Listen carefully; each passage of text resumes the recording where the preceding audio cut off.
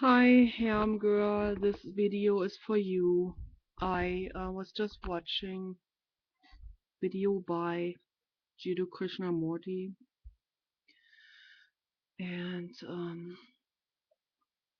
it's a presentation about why humans are pursuing pleasure, because they're pursuing pleasure because they don't have thoughts in the moment when they have pleasure in that very moment. So the thoughts go away in that moment, and then new thoughts are created right after the pleasure moment, which create a picture of the pleasure sensation. And this picture, this concept, is then being made into a thought, into something that they want to repeat. And so, but it then becomes a pursuit, and in that moment where it becomes a pursuit for pleasure, it is not pleasurable anymore. It actually becomes grinding. And so I've been thinking and thinking and thinking about this lately, and so many thoughts are going through my mind, and I feel so alone with my thoughts. I feel there are so few people who understand me and who understand where I'm coming from, and that I am not trying to hurt anybody's feelings, and that I'm not trying to put myself above anybody, and but it's always misunderstood. I think it's always misunderstood because I don't fully agree with everybody, and so when I don't fully agree with people, then they think that I'm arrogant somehow, um, or somehow look down on them, which I don't at all. And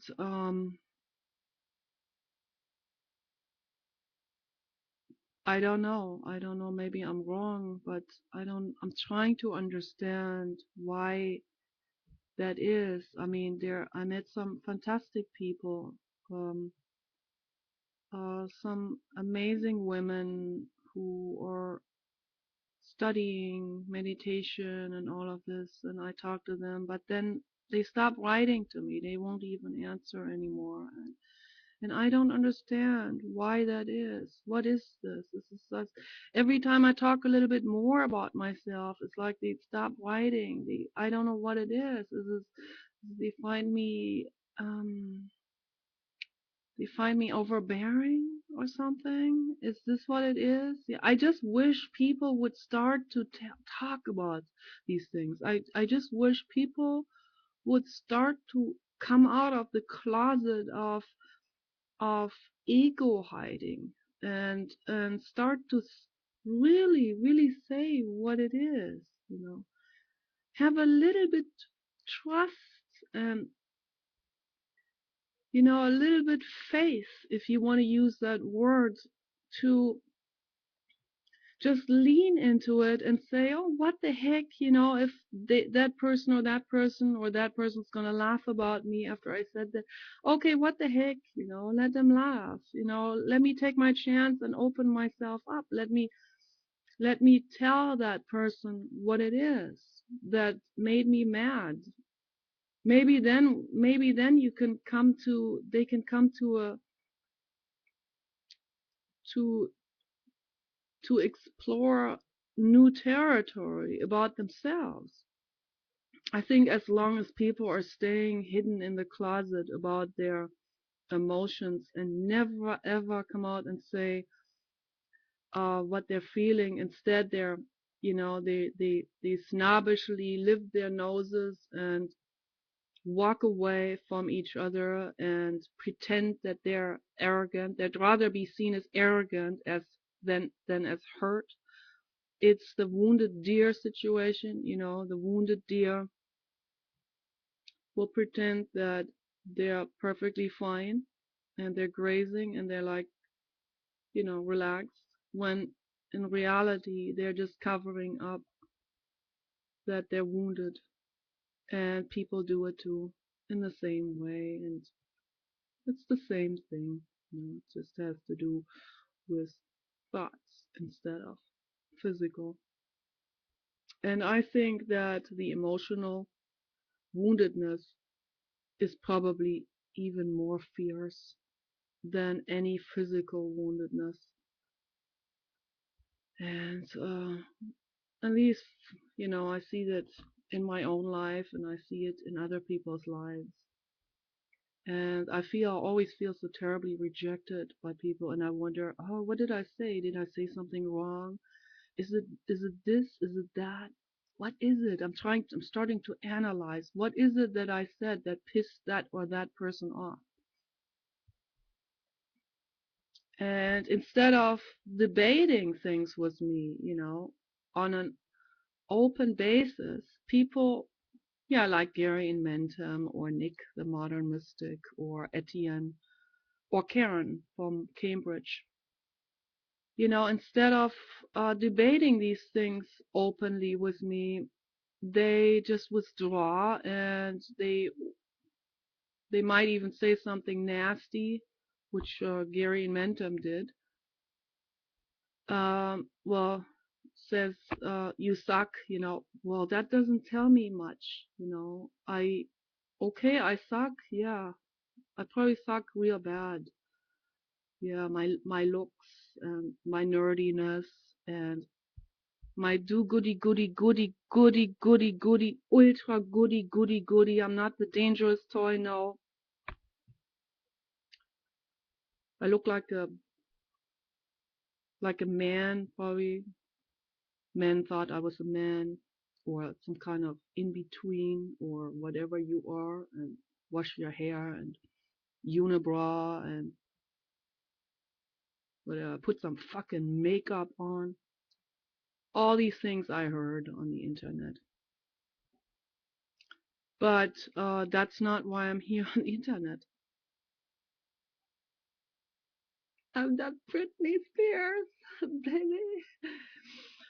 So, and I guess people forget about this. They think like if they can insult you in one way or another, either for your looks or for what you said, or oh, being called stupid over and over and over, or being called Satan even. Uh, they think somehow that gets them away from going within themselves and finding out what it is that pissed them off. Finding out, what is it that I said that really pissed them off? Maybe it's not really something that I said that was so terribly wrong. Maybe it's something that triggered something. Maybe something I said that triggered a very deep emotion, of maybe an emotion of shame, maybe an emotion of um, insecurity, or maybe they feel like I was right and that exposed them as having had a wrong thought. And it's not it's not the end of the world to have had a wrong thought. I have said lousy things in the past. I have said things that I still think about today that were based on emotional hurt, and that I totally regret that I said that to people. But that was before I was 25, and I'm 47 now. I've really, really, really, really had some time now to think all of this through. I'm like, that's what I do all day long. I think about this. I analyze. I introspect. I try to find out how I can improve, how I can grow, not only for other people or to help others or to make friends or to be liked a little bit more, which is probably never going to happen. And I want to come to peace with this. I really do want to come to peace with this. I like you so much, Hermgirl, and I don't know if you like me, or if you don't like me. I like you whether you like me or not, and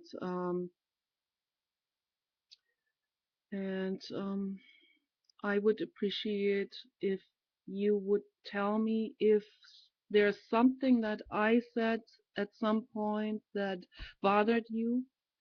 But this is tricky because often I think people are not that aware about things that trigger them.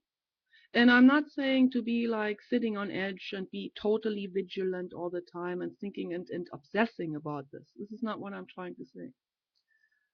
Um, I guess what I'm trying to say is just I'm hoping that people will become a little bit more observant about themselves and their own needs and their own hurt that they have experienced, and become more honest and open towards other people instead of just shunning other people away. um, I want to invite people to come together for an open conversation, and it seems to be awfully difficult for anybody that I have contact with. And my mother is pretty much the only person who calls me once a week, and but I notice that I trigger things in her as well, and she gets very angry sometimes because she still has the Christian background in her, even though she's an agnostic and they're no longer Christians officially. But she still has all these Lutheran, um, these ground principles of like slave morality, holding the other cheek, and never defending yourself. And that's a little bit of what the Buddhists made out of the Buddhist teachings as well. Yeah, become totally passive and transcend any kind of anger and all of this. This is very dangerous, actually, I think, because it can make people explode on the inside or implode. Because when somebody isn't ready to take that step, then they can actually become crazy if they suppress their anger to that point, because then the anger will turn inward and cause physical illness. So we have to be very careful about this. Anger is actually a very healthy emotion, and it's not the opposite of love. It's a cousin of love. The opposite of love is complete obliviousness to an animal or person's feelings or physical sensations and needs. And so we have to pay very, very close attention, I think, to our own perception, our own emotions that are going on, that are boiling underneath. And I've seen so many people that are so so deeply covered up by such a thick mask of arrogance, and particularly among those people who consider themselves very sophisticated, like some of the gurus. I don't want to mention names now. Um, and but that's why I wrote my ethics tests.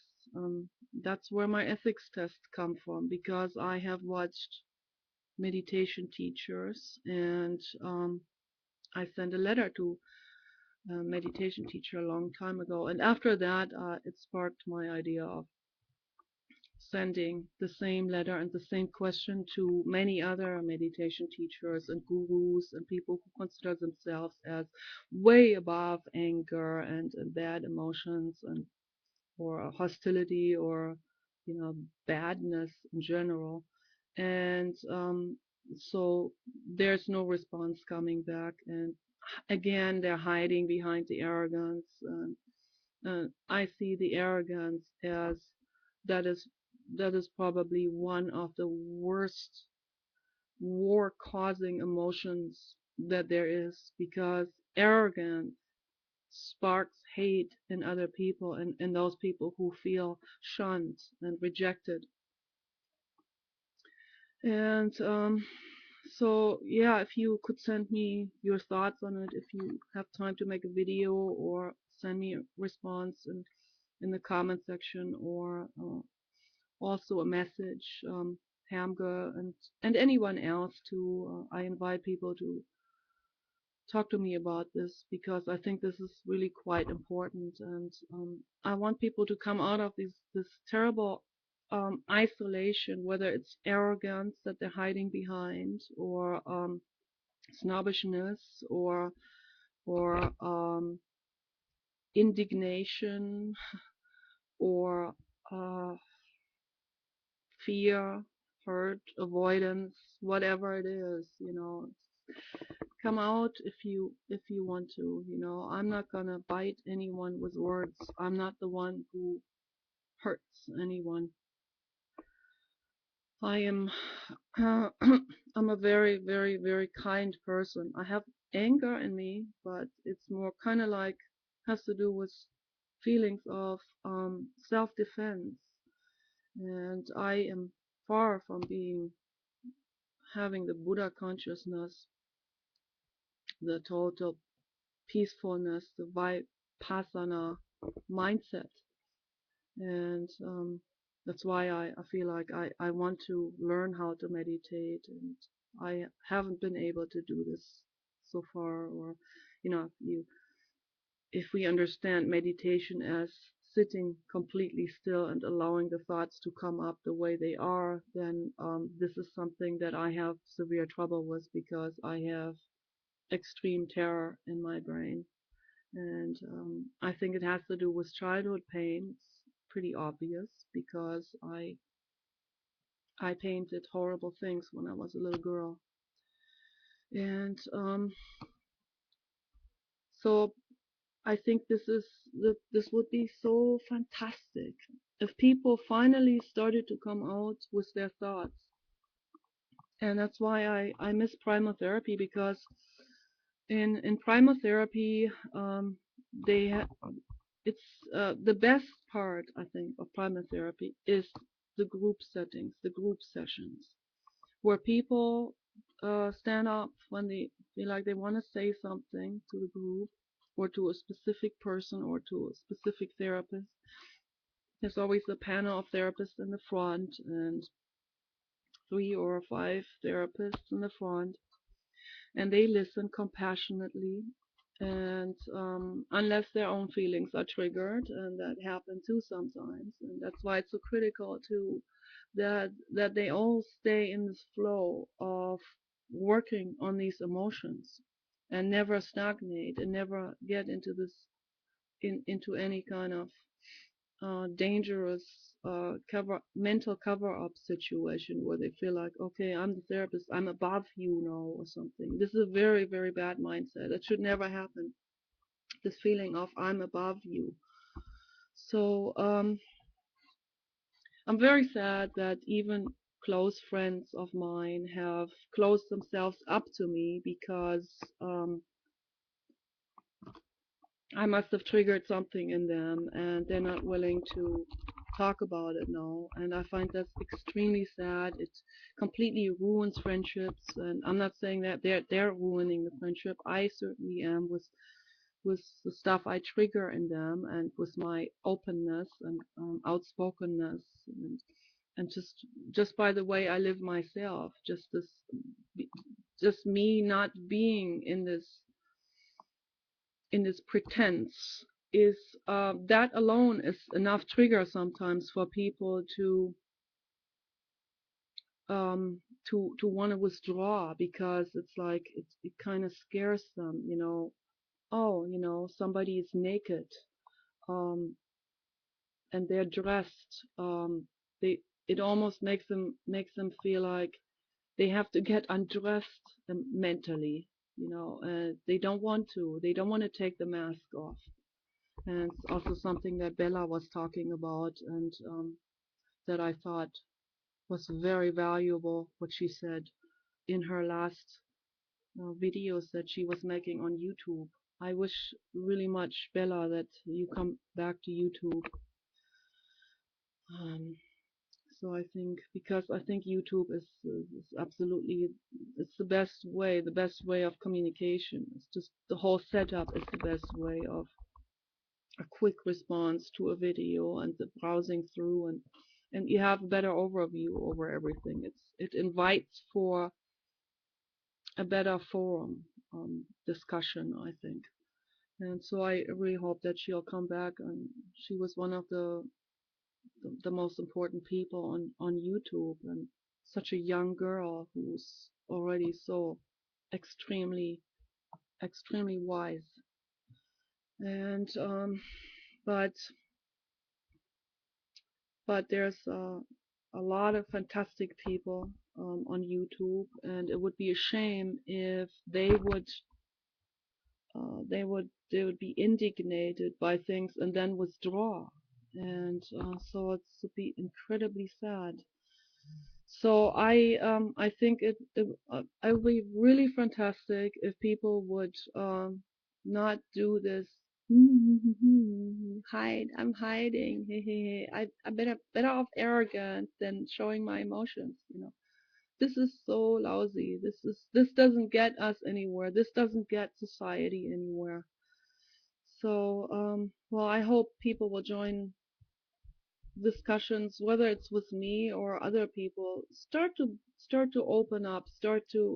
Why are you hiding? What do you have to lose? Let's live our lives. No, we have nothing to lose. Nothing. We have only more and more terror to gain if we don't start to come together with our thoughts and start to share and open up and make each other feel less lonely. I'm very lonely. I'm making this video for myself, but also for others, because I see there's a lot of lonely people, more lonely people than ever before in history. It's the computer world makes people lonely. They let people get away with this loneliness, with this withdrawing, with this indignated withdrawing, and this opportunity to hide behind this computer identity.